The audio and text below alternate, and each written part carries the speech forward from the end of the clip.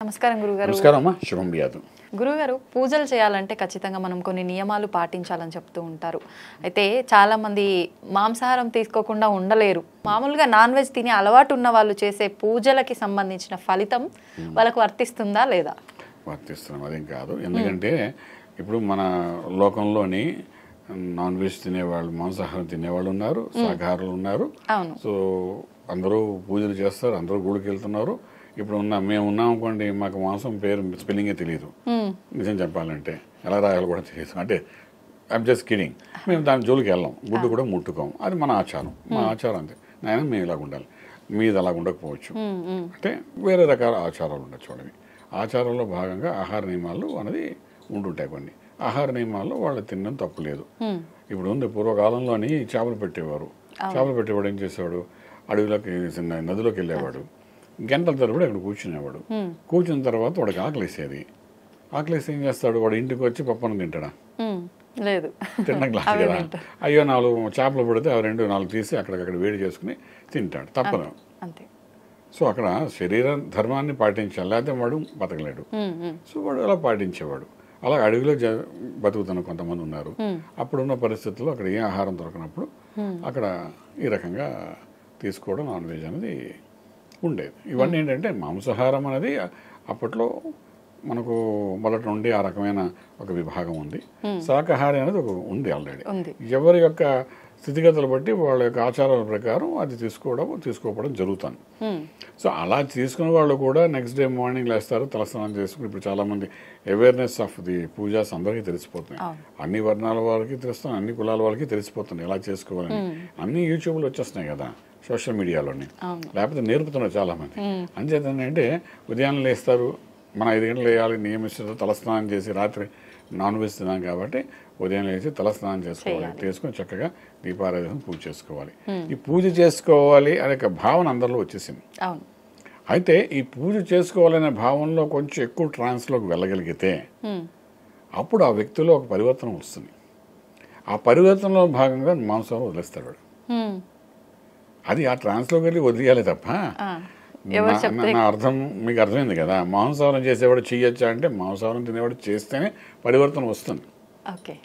అది తినాలా తినకూడదు, వాడికి జ్ఞానం విజ్ఞానం 2 వస్తాయి కొంతకాలానికి. వచ్చినప్పుడు వాడు ఆటోమేటిక్ మానేస్తాడు, వాళ్ళు వదిలేస్తే. ఇప్పుడు చూడండి, ప్రతి సంవత్సరం కరెక్ట్గా అక్టోబర్ మొదలయ్యేసరికి అందరూ మాలలు వేసేసుకుంటారు. అబ్బో ఈ 2 నెలలు ఏం ముట్టుకోనండి అంటాడు, 40 రోజులు ఏం ముట్టుకోని అంటాడు. వాడు తెల్లవారిసరికి పక్కన బాటిల్ లేని, మొక్కలేని, బతకలేని మనిషి కూడాను ఈ అయ్యప్ప దీక్షలో ఉండిపోతాడు. అయ్యప్ప నియమం ఎందుకు పెట్టారు అక్కడ అంటే, 40 రోజులుగానే ఉంటే మొట్టమొదటి రోజు నువ్వు ఏదైతే ఆహారం తీస్తున్నావు అది 40వ రోజు శరీరంలో పనిచేస్తుంది. ఇది శాస్త్రం చెప్తుంది, సైంటిఫిక్గా. మొదటి రోజు ఈ రోజు మీరు పప్పానం తింటే దీని ఫలితం శరీరంలో తిరిగి అందులో జీర్ణించుకుని, అందులో ఉన్న శక్తిని జీర్ణించుకుని దీని యొక్క ప్రభావం అనేది 40వ రోజులో మీకు చూపిస్తుంది. అంచేత మండలం అంటారు. మండల కాలం పూజ చేయాలని, ఏ పూజ మండల కాలం చేస్తే మొదటి రోజు చేసిన పూజ ఫలితం 41వ రోజు మనకు కనబడుతుంది, ఫలితం కనబడుతుంది. ఇది ఉంది, చాలా మంది తెలియదులేండి, నేను చెప్తున్నాను. ఇప్పుడు ఈ రకంగా తెలుసుకుంటాం, మన ఛానల్ ద్వారా తెలుసుకుంటారు. సో ఇప్పుడు ఏమైంది, ఇప్పుడు 40 రోజులు పూజ చేస్తారు, దీక్షలో ఉంటారు, ఎవరిని తప్పు పట్టను. 41వ రోజు నాడు పంప దగ్గర దీపగానే ఇలా తీసేస్తారు, బయటకు రాగానే. నేను చాలామంది చూశాను, తప్పు అన్నట్లేదు, చూసిందే చెప్తాను. చూస్తారు, డెఫినెట్గా వాళ్ళు చేసిన కాలకృత్యాలు, అబ్బా చాలా రోజులు రిలీఫ్ దొరికింది. ఎప్పుడు అనుకుంటున్నా 40 రోజులు అయింది, చాలా పదండ్రా అంటారు, బ్యాచ్ రెడీ అయిపోతారు. అంటే దేనికి చేసినట్టు 40 రోజుల పూజ.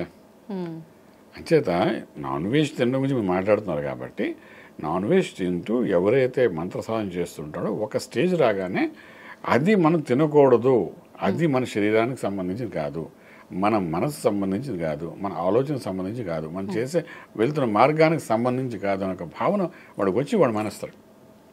మానేయాలి అంతే. ఇప్పుడు ఆహారం దొరకనప్పుడు పూర్వకాలంలో కొంతమంది కులాల వారు, కొంత మతాల వారు, వాళ్ళు ఏంటంటే అప్పుడున్న పరిస్థితిని బట్టి అసలు నాన్ వెజ్ తింటే ఎక్కడ మొదలైంది చెప్పమంటారా? మనకు నాగరికత ఎక్కడ మొదలైందో అప్పట్లోని ఆహారం ఎలా తినాలో తెలియదు కదా. మనం పూర్వం ఆది మానవుల దగ్గర ఉన్నప్పుడు అప్పుడు ఈ వాళ్ళ పాపం ఏం తినాలో తెలిసేది కాదు. నాకు చిన్నప్పుడు చెప్పిన కథ చెప్తున్నాను. ఓకే. అయితే వాడు అడవిలో పందులు వీటన్నిటిని కూడా తోలుకోవడం, తినడం, ఏదో ఆకులు అలములు తినడం ఇలావన్నీ చేస్తుండేవాడు. పాపం చాలా వెజిటేరియన్గానే ఉండేవాడు అప్పటికి, ఏదో పండు తింటూ ఉండేవాడు. ఒకరోజు అగ్ని పాకకి అంటుకుని ఆ లోపల 10 పందులు ఉంటే ఇవన్నీ కాలిపోతాయి. ఏంటంటే మనవాడు కాలిపోయినా అవేంటంటే పడుకున్నట్టుగా అలా ఉంటాయి.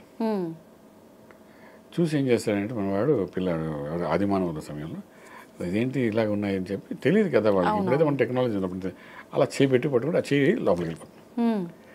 ఆ వేడి తట్టుకోలేకే తీసి నోట్లో పెట్టుకుంటాడు. అయ్యో ఏంటి మన పండుగ వేడి కూడా పెట్టుకుంటారు సార్, ఇది అంటే నోట్లో పెట్టుకుంటాడు. పెట్టుకుని దాని యొక్క టేస్ట్ నోట్లోకి వెళ్తాడు. ఇదేదో బాగుంది అనుకుంటాడు.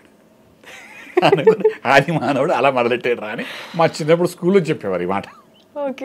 నిజమే ఉండొచ్చు. అలా మొదలు పాపం వాడు ఆహారం దొరక్క వాడు ఏదో అవస్థపడుతూ జరిగిన సంఘటన వాడు అలా చేశాడు. ఎక్కడ ఆహారం దొరకలేదో అప్పట్లో పూర్వకాలంలో అలా చేసేవారు. రాజులు కాలంలో కూడా మనం చూసాం. ఎందుకంటే రామాయణ మహాభారతంలో ముందుకు వచ్చినప్పుడు కూడా మనకు ఈ ఆహారం అనేది దొరక్కాయి కదా అందరూ చేసేది. అడవిలోనూ ఆహారం దొరకదు. అప్పుడు ఏం చేస్తే బాణం తీసి ఏ పక్షి అనుకుంటాం దాన్ని కాల్చి తింటాం. ఇది ఇలా పెరిగిందని నాన్ వెజ్ తప్ప ఇది కాదు. ఇప్పుడు మన సిటీలో చక్కగా అన్ని రకాల వెజిటేరియన్స్ దొరుకుతున్నాయి. అవును, మారచ్చు మనిషి, తప్పలేదు. అంటే దాన్ని ఫాలో అవ్వకలే, మన ఆదినామాలు కాదు కదా.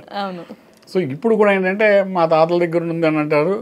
తినకపోతే ఎవరే నువ్వు తినకపోతే ఎలాగరా, నువ్వు మరీ ఇంత సాత్వికుడు అయితే ఎలాగరా ఒళ్ళు బలంగా ఉంటుంది అని అంటారు. చక్కగా వండి పెడతారు, పెద్దవాళ్ళు వండి పెట్టేస్తారు, పిల్లలకి పెడతారు, ఇవన్నీ జరుగుతాయి. సో అది మానాలి, అది మన శరీరతత్వానికి సరైనది కాదు అనేది ఎప్పుడైతే మంత్ర సాధన చేస్తుంటామో అప్పుడు ఒక స్టేజ్లో మనకు తెలుస్తుంది. తెలిసినప్పుడు మనిషి అలా మారిన కొన్ని వేల మంది ఉన్నారు. జీవితంలో మారిన వాళ్ళు అలా ఉన్నారు. నాన్ వెజ్ తినడం వల్ల నాకు ఈ ఫలితం వచ్చింది, నీ మార్గం వెళ్ళగలిసాను. ఎంతోమంది ఉన్నారు, లక్షలాది మంది ఉన్నారు అలాగా. సో అంతే మీరు అడిగిన ప్రశ్నకి ఏంటంటే అందులో ఆన్సర్ ఉంది. సో నాన్ వెజ్ తినాలా తినకూడదా అని మన టీవీ ఛానల్ చూస్తున్న వాళ్ళు తెలిసి డిసైడ్ చేసుకోవాలి ఆ విషయంలో. అంతే, అది సంగతి. అయితే గురుగారు మీరు స్టార్టింగ్లోనే నన్ను అడిగారు, నువ్వు అడుగుతున్న క్వశ్చన్ ఇదా అదా అని చెప్పి, మాంసాన్ని కూడా నైవేద్యంగా పెడుతుంటారు అని. నాకు తెలిసినంత వరకు బలులు ఇస్తుంటారు గ్రామ దేవతలకి అట్లా, కానీ నైవేద్యంగా పెట్టడము అంటే పెడుతుంటారా అలా? అది నైవేద్యంగా పెట్టడమే నైవేద్యంగా పెట్టినట్టే అవుతుందమ్మా. బలి ఇస్తారు, ఆ అమ్మవారి ముందు చూపిస్తారు, చూపించి ఆ రక్తం తిలకం వేస్తారు. అలాగే అక్కడ ఎవరైతే బలి ఇచ్చే వాళ్ళు నెత్తి మీద రాస్తుంటారు, చేసి అమ్మవారు అమ్మ నీకు ఇచ్చాను చూపిస్తారు. తర్వాత దాన్ని వండుకుని వీళ్ళు తింటారు. వచ్చేసి గ్రామ దేవతలు మనం చూస్తున్నాం. ఇది మన పల్లెటూరులో అన్ని చోట్ల మనం చూస్తున్నాం. అలా చేస్తే కానీ ఆ గ్రామ దేవతకి సంతోషం ఉండదు, మన ఇంట్లో అందరూ బాగుండరు. అంచేత సంవత్సరానికి ఒకసారి పండుగ చేసుకుంటారు. ఆ విధంగా అదొక ఆచారంగా చేస్తాం. అక్కడ గ్రామానికి సంబంధించిన ఆచారం కింద వస్తాం. గ్రామదేవతకు ఆ రకంగా పూజ చేయడం అంటూ ఉంటుంది. సో దేనికైనా ఒక లిమిట్ అని ఉంది. మనం అలాగనే వాళ్ళు రోజు బలి ఇస్తూ కొద్ది తింటారుగా. బలి ఇచ్చారంటే అది ప్రసాదం కింద మార్చుకుని తింటున్నారు వాళ్ళు. వండుకుని అక్కడే తింటారు, అక్కడే నైవేద్యం చేసి తింటారు. అక్కడతో మ్యాటర్ ఇస్ ఓవర్. వాళ్ళ ఆచార ప్రకారం సంవత్సరానికి ఒకసారి చేయాలి మన అమ్మవారికి. వాళ్ళు ఈ రకంగా చేసిపోతారు.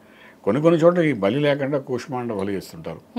అంటే మనకు చెప్పినట్టు గుమ్మడికాయని మన ఇళ్లలో మనం అదే చేస్తాం. గృహప్రవేశం అప్పుడు కుష్మాండ బలి ఇస్తుంటాం. దాన్ని ముక్కలు చేసి కొన్ని దేవాలయాల్లో దాన్నే చేస్తారు. దాన్ని మనం ఏ బలి అనుకున్నా బలి అక్కడ బలి కుష్మాండ ఇస్తే బలి ఇచ్చినాడు అక్కడ. సో అలా చేస్తుంటారు. సో రకరకాలుగా ఉన్నాయి. కానీ మాంసం అనేది నైవేద్యంగా అంటే అది ప్రత్యేకించి అది పెట్టి ఇది పెడితే కానీ జరగదు అనే టైప్లో నిత్యం దేవాలయాల్లో జరిగే పని కాదు అది. మనకు ఒకప్పుడు ఎక్కడంటే త్రిపురాంతకంలో బలులు ఎక్కువ అవుతుండేవి. గుంటూరు జిల్లా దగ్గర త్రిపురాంతకం కానండి, అక్కడ అమ్మవారు బాలా త్రిపుర సుందరి అమ్మవారి దగ్గర ఒకప్పుడు జరుగుతుండేది కొన్ని సంవత్సరాల క్రితం. అది నిషేధం చేశారు మొత్తంగాను. అలాగే ఇప్పుడు మనకు బాగా కనబడేది ఏంటంటే ఛానల్స్లో వాటిలో కనబడేది అంటే కామాక్షి అమ్మవారి దగ్గర అస్సాం గౌహటిలోని అక్కడ ఇప్పటికీ ఆచారాన్ని కొనసాగిస్తున్నారు వాళ్ళు. బలులు ఇవ్వడం అంతాను ఇస్తుంటారు. అమ్మవారు అడిగారో లేదో నాకేదో తెలియదు, కానీ బలులు అయితే ఇస్తుంటారు ఇప్పటికి. అయితే అక్కడ ఆచార ప్రకారం వాళ్ళకి ఇస్తుంటే ఇక్కడ మన వాళ్ళు ఏం చేస్తుంటారంటే మనకు సంబంధించిన ఆచారం కాదు అది. కానీ మనకి ఇక్కడ ఉన్న కొంతమంది విద్య తెలుసుకున్న వాళ్ళు ఏంటంటే చేస్తుంటారంటే అలా బలిస్తే మనకు కావాల్సిన పొజిషన్ వస్తుంది, ఇలా బలిస్తే మనకు అనుకుని సాధించగలుగుతాము, ఇలాంటి బలిస్తే ఒక సినిమా హీరో అంటే వాడు హీరో అయిపోతాడు, టాప్ మోస్ట్ పొలిటీషియన్ ఎవడు అంటే వాడు మంచి మినిస్టర్ అయిపోతాడు. ఇక రకరకాలుగా దీన్ని ఫోకస్ చేసి ఇక్కడ ఉన్న వాళ్ళని అక్కడ తీసుకుని అక్కడ బలి ఆ పూజ చేయించడం ప్రయత్నం చేస్తారు. కానీ అక్కడ ఆచారం అంతే, ఆ ఆచారం అక్కడ వాళ్ళకి ఉంది అంతే. సో దాన్ని అందరికీ శుభ్రంగా రుద్దుతుంటుంటారు కొంతమంది. సో అది మనం చేసుకోవాలా చేయకూడదంటే అది ఎవరి విజ్ఞత వాళ్ళకి వదిలేస్తుంటాం. సో ఏంటంటే వీళ్ళు చేసే మార్కెటింగ్ విధానం బట్టి ఇవన్నీ జరుగుతుంటాయి. చాలామంది ఉన్నారు మన ఆంధ్రాలో, కొంతమంది పెద్ద మనుషులు చక్కగా ఇలాంటి పూజలు చేయిస్తామని చెప్తుంటారు. ఉన్నాయి. ఇప్పుడు మేము అక్కడికి వెళ్తాం, వెళ్ళి చూస్తాం, అమ్మవారి దర్శనం చేసుకుంటాం, గర్భగుడిలోకి వెళ్ళి అమ్మవారి దర్శనం చేసుకుని వస్తాం. చక్కగా వస్తారు. కొన్ని లక్షల మంది వెళ్తారు. అందరూ ఈ బలి చుట్టూ ఫాలో అవరు. ఫ్రాంక్లీ స్పీకింగ్ నిజమే, ఎవరు ఫాలో అవరండి ఇక్కడ. ఇలాగ ఎవరైనా తీసుకెళ్ళిన వాళ్ళు అక్కడ పూజ చేస్తుంటారు. వాళ్ళ ఆచార ప్రకారం ఏదో ఒక అమావాస్య నాడు అమ్మవారి కోసం చేస్తారు వాళ్ళు. ఒక అమావాస్య నాడు, ఒక మంగళవారం నాడు, సంవత్సరం నెలకు ఒకసారి 2 సార్లు గుడి వాళ్ళు చేస్తుంటారు. పైన ఏదైనా అప్పుడు అవసరం ప్రత్యేకమైన పూజలప్పుడు ఏదైనా ఉంటే చేస్తారు. అంటే అది అక్కడ ఆచారాన్ని అక్కడ వాళ్ళు చేయడంలో ఒక వాళ్ళకి పద్ధతి ఉంది. అది ఆ పద్ధతి మనం రుద్దిసుకోవాల్సిన అవసరం లేదు. అది రుద్దుకుంటే కానీ మన ఫలితాలు రావు అని ఫోకస్ చేయట్లేదు ఛానల్స్ ద్వారా వాళ్ళు. అది నేను చాలా స్ట్రిక్ట్గా చెప్తున్నాను. ఓకే, నీకు ఒక వ్యక్తికి అలా భావన ఉంది, నేను వెళ్ళాలి చేసుకుంటే నువ్వు ఎప్పుడు వచ్చేది, ఇప్పుడు ఎందుకు చేయాలి? అది ఇప్పుడు మేము వెళ్తే అది మంత్రశక్తితో కూడిన పర్వతం, అది నీలాద్రి పర్వతం అంతా. సో అక్కడ ఏంటంటే తపోశక్తి ఉంది. అక్కడ అఘోరాలు వస్తారు, అవధూతులు వస్తారు, మంత్రసాధన చేస్తుంటారు. మేము వెళ్తాం, 2-3 రోజులు అక్కడ కూర్చుంటాం, రాత్రి పగలు కూర్చొని మంత్రసాధన చేస్తాం. ఏది మా గురువు గారు మాకు ఇచ్చిన మంత్రోపదేశం ఇచ్చిన మంత్రాన్ని అక్కడ కూర్చొని చేస్తాం. ప్రశాంతంగా ఉంటాం. ఆ శక్తిని సంపాదించుకుంటే మళ్ళీ మన జనంలోకి వస్తాం, వాక్శుద్ధితో 4 మంచి మాటలు మాట్లాడతాం. జ్యోతిషం నాకు ఉన్నది కాబట్టి అది చెప్పుకుంటూ పోదాం. సాధకుడిగా వెళ్ళి చేయడం వేరు. ఇవన్నీ ఏంటంటే కొంచెం మార్గానికి డీవియేషన్ అంతే, అంతేగాని. అలాగైతే మన ప్రైమ్ మినిస్టర్ గారు లాంటి వాళ్ళు ఎవరో పెద్దవాళ్ళు ఎవరో ఊళ్ళో ఉన్న అన్ని దున్నపోతులు ఇచ్చేద్దాం, మనమే ప్రైమ్ మినిస్టర్ అయిపోతాం అనుకోవచ్చు కదా. యాజ్ సింపుల్ యాజ్ దట్ కదండి. ఇస్తే అవుతుంది అంటే లెక్క. అది కాదు కదా అక్కడ. అది ఒక ఆచారాన్ని ఒక చేస్తే కానీ అవ్వదన్నట్టుగా ఫోకస్ చేయడం కరెక్ట్ కాదు. ప్రాంతాన్ని బట్టి ఆచారాన్ని బట్టి ఫాలో అవడం బెటర్. అక్కడ వాళ్ళకి మనకు కాదు, మనం చూసేవరకు అది అక్కడ జరుగుతున్న ఆచారం మనం చూస్తాం అంతే, అంతవరకు ఇంకా లేదు. సో మనం ఇప్పుడు అడవిలోకి వెళ్ళామని చెప్పి వాళ్ళు సగం బట్టలతో కోవి గోదావరిలో ఉన్నారనుకుంటాం, మనం మార్చేసుకోం కదా అక్కడికి వెళ్ళామని. మళ్ళీ ఇలా చెప్తే అందరూ బాధపడతారు. అడవిలోకి వెళ్ళి మార్చం కదా, మనం డ్రెస్ వేసుకుంటాం, వాళ్ళు ఎలా చేస్తున్నారో చూస్తాం. మనం వాళ్ళ డ్యాన్స్ చూస్తాం, వాళ్ళ వంట చూస్తాం, వాళ్ళ పాటలు వింటాము, వాళ్ళ యాక్టివిటీస్ చూస్తాము, ఫోటోలు తీసుకుంటాము. అంతే వాళ్ళలాగా బట్టలు వేపేసుకుని సగం బట్టలతో మనం తిరగం కదా, అడవిలోకి ఇచ్చాం కాబట్టి. అంత సింపుల్ లాజిక్ ఎందుకు అర్థం చేసుకోరు పిల్లలు? ఎవడో చెప్పాడు కదా అని నేను అక్కడ అలా బట్టలు మార్చుకుని అలా డ్రెస్ వేసుకుంటే నీకు ఫలితం వస్తుందని ఎవడన్నాడు అనుకోండి, దాన్ని నమ్మేయాలి మనం. చెప్పండి. అక్కడ ప్రాంతానికి బట్టి వాళ్ళు అలా అది అంతకంటే ఎక్కువ బట్టలు వేసుకోరు. కారణం ఏమి ఉండొచ్చు, బట్టలు దొరకపోవచ్చు, ఇంకేదో 100 రీజన్స్ ఉంటాయి వాళ్ళకి. అంటే మనం అక్కడ ఆచారాన్ని మనం ఆచారంగానే చూడాలి తప్ప అదొక విశేషమైన స్థితిగతుల్లో అది చేస్తే కానీ ఫలితాలు రావని అక్కడికి వెళ్ళే వాళ్ళందరూ ఇలా చేయాలని మాత్రం ఎక్కడ రాసి పెట్టలేదు. నేను వాటిని కొంచెం ఖండిస్తాను. అన్లెస్ అంటే బాగా ఈ కష్టాలను వాడు ఏదో అమ్మ దర్శనం చేసుకోవాలంటే తీసుకెళ్తుంటాం. మేము కూడా తీసుకెళ్తాం, దర్శనం చేస్తాం, అన్నీ చేస్తాం. ఇవన్నీ నేను రెగ్యులర్గా వెళ్తుంటాను ఆ ప్లేస్కి, చూస్తాను. ఇవన్నీ బలు అవుతుంటాయి. పక్క మనం చేసే ప్రదక్షిణ మనం చేస్తూ ఉంటాం, దర్శనం చేసుకుంటాం, అవి దూరం నుండి చూస్తుంటాం, బాగుందిరా ఇదేదో వాహనం అనుకుంటే ఊరుకుంటాం. అంతే, మన అంతకంటే ఎక్కువ ఆలోచించేవాడు. అలా నాలాగా ఆలోచించేవాళ్ళు కొన్ని లక్షల మంది అక్కడ దర్శనానికి వస్తుంటారు. అక్కడ ఉన్న శక్తి అంటే మనకున్న 18 అష్టాదశ పీఠాలలోని యోని భాగం అక్కడ ఉంది. యోని భాగం అంటే ఏంటంటే తల్లి గర్భం నుండి బయటకు వచ్చే భాగం. అంటే అమ్మ అక్కడ ఉన్నట్టే లెక్క. ఒకసారి అక్కడికి వెళ్తే పునర్జన్మ ఇంకేం లేదు. అక్కడికి వెళ్ళి తాకేమంటే మన జన్మ తరించినట్టే. ఆ భావంతో అక్కడికి పోవాలి, పోయి అమ్మ దర్శనం చేసుకోవాలి, అంతే, ఇంకేం వద్దు. మనం చాలు ఈ జన్మలో చేసిన పాపాలను ప్రక్షాళన అవుతాయి. అది అక్కడ మనకు ఇక్కడ నుండి వెళ్ళి జనాలు కనిపించదు.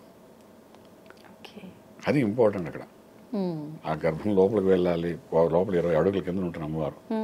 ఆ అమ్మవారి దగ్గరికి వెళ్ళాలి, వేసిన తర్వాత పైన అంతా బట్ట వేసేస్తారు, కనబడరు అమ్మవారు.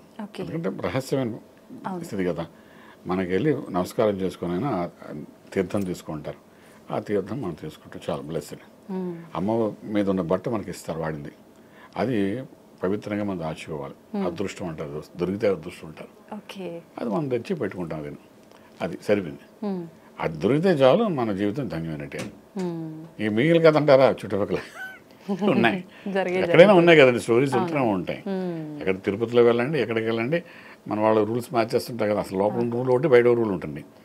సో అలాగే ఒకటి అంటే ఆహారం అనేది, మాంసాహారం అన్నది ఎంతవరకు కరెక్టు అని అంటే మన ఆచార ప్రకారం అయితే లేదు, మన సాంప్రదాయ ప్రకారం అయితే ఆ పద్ధతి లేదు. అంచేత మనం ఎవరికి వాళ్ళు ఆలోచించుకోవాల్సిన విషయం ఇదంతా. ధన్యవాదాలు గురుగారు. శుభం బియాదు.